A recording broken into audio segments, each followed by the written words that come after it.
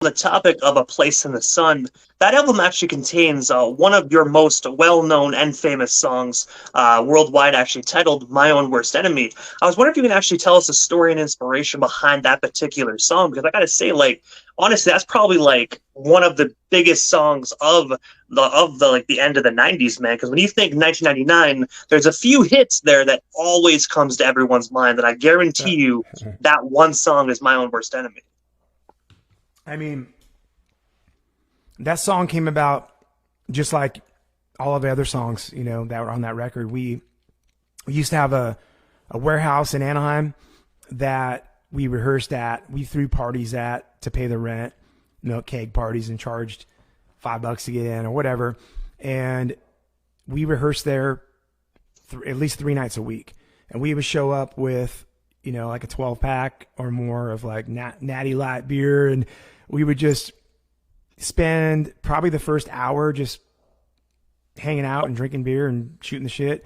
And then, you know, one guy would get behind their instrument, whether it's, you know, Big Al on the drums or my brother on his guitar, and just start noodling around with ideas. Next thing you know, we'd all just join in, and I just start singing melodies or whatnot. And that's how songs started for us. And I actually had, back in the day, we used to just all drive classic cars. And I had a 63 Cadillac Sedan DeVille, look just full gangster, big old black Cadillac that, I mean, used up way too much gas for me to, I had no business driving a car that took that much gas. I couldn't afford to keep it, you know, fueled up. But it had a broken fuel gauge. So I would always like jot down the miles, and I knew I got about 8 miles to the gallon at most. So I'd write down, you know, I got 80 whatever thousand miles, and I just put in 5 gallons. So I'm good for, you know, do the math, I guess. And so I'd use that little notepad, and I just write down lyrics sometimes. And I was sitting down after I put gas in, I just got this idea in my head, and I sat down and wrote, it's no surprise to me, I am my own worst enemy, because every now and then I kick the living shit out of me. And I wrote that, just left it. It's like, all right, got that out, that thought. And, you know, at the time we were just going hard, and went from rehearsing 3 days a week, after rehearsal, going out to bars, just hanging out with our girlfriends, and just living, you know, in the fast lane. And we would, you know, many days I'd wake up like, man, what'd I do last night? Shit.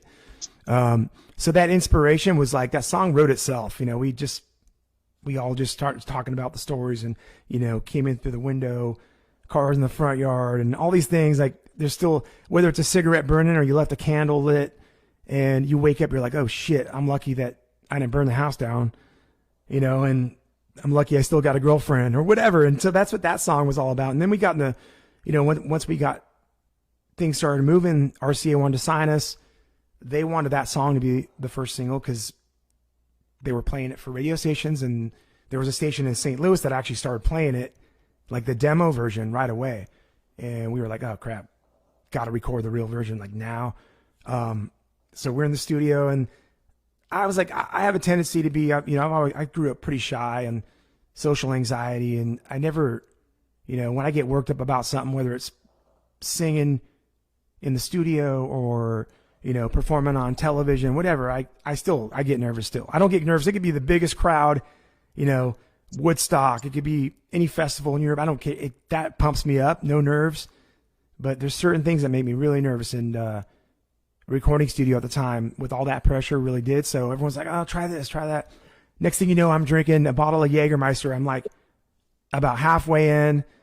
And then I'm still kind of nervous. I'm like, you know, people tell you, like, imagine, like, you know, when you're going to bed at night, meditate, imagine the audience or whoever, like everyone naked. No one's got clothes on. Put yourself, you know, like, make yourself less vulnerable. So I was like, why don't I just make myself more vulnerable? I took all my clothes off, and I literally sang that song like completely naked. I think it's in our home video, and they blurred it all out. But I was like, for me, just like getting crazy, getting loose, just like took my head to a different place, and apparently it worked for that vocal for me.